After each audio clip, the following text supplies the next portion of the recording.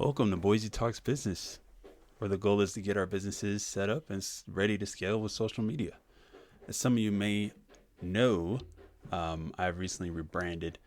Rather than focusing on business consulting, I am offering business development.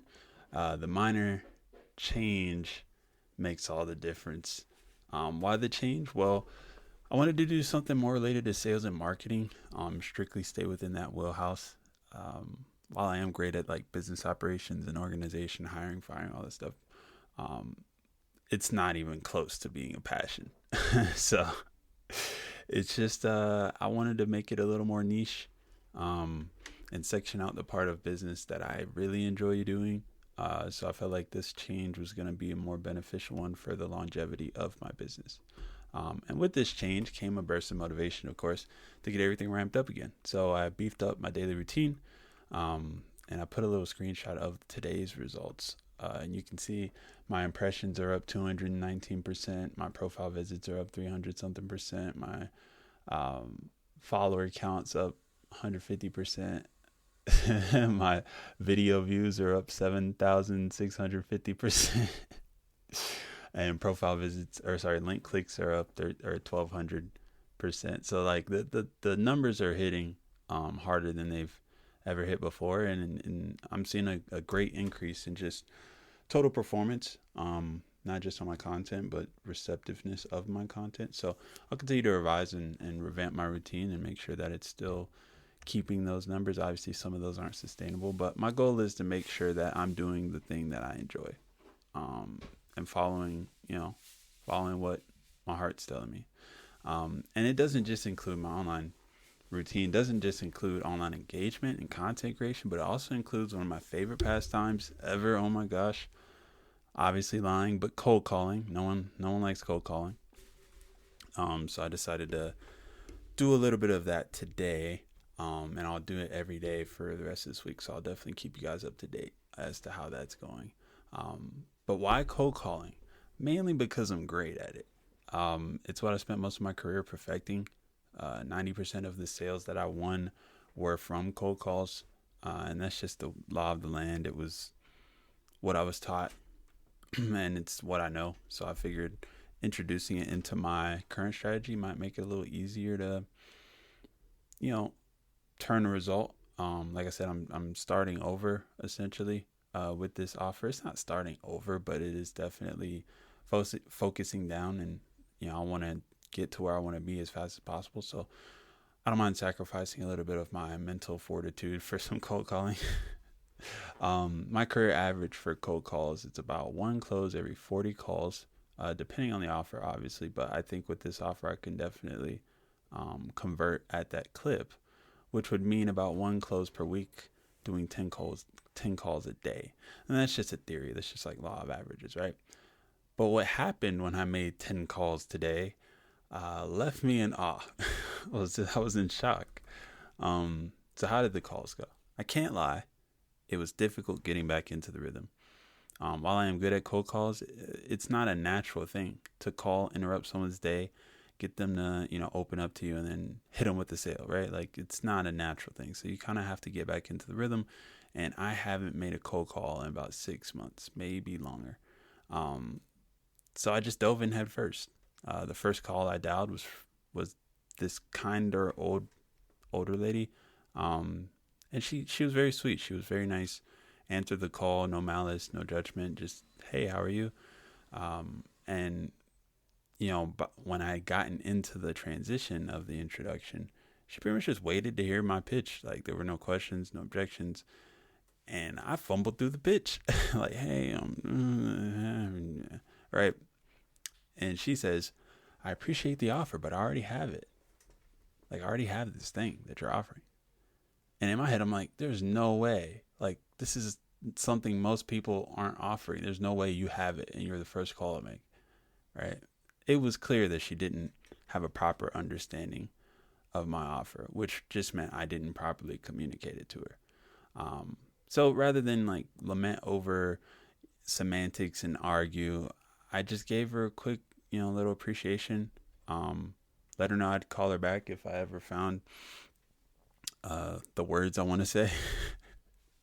And I appreciated her for sitting through that horrid pitch, right? And so I'm still hype up. Like the first call wasn't too bad. I noted the objection that she gave. I already have it. Cool. Now I know how to tackle it. I revised the verbiage of my pitch so that, it'd be more clear. And then I searched for more numbers to dial, right? After about 10 minutes, I got about 5 numbers. Maybe I think it was like 6 or 5 numbers, somewhere in there. And I was motivated to nail them all. I was hyped today. I literally hit my first sales call. Normally when I warm up, the first one's like the first pancake. This one wasn't even that bad. I'm making it dramatized for you guys as entertainment, but it wasn't horrible. And so I went ahead and started dialing the list, right? So the first number wasn't in service. That's fine. Cool. The second number went to voicemail. And then the third number went to voicemail.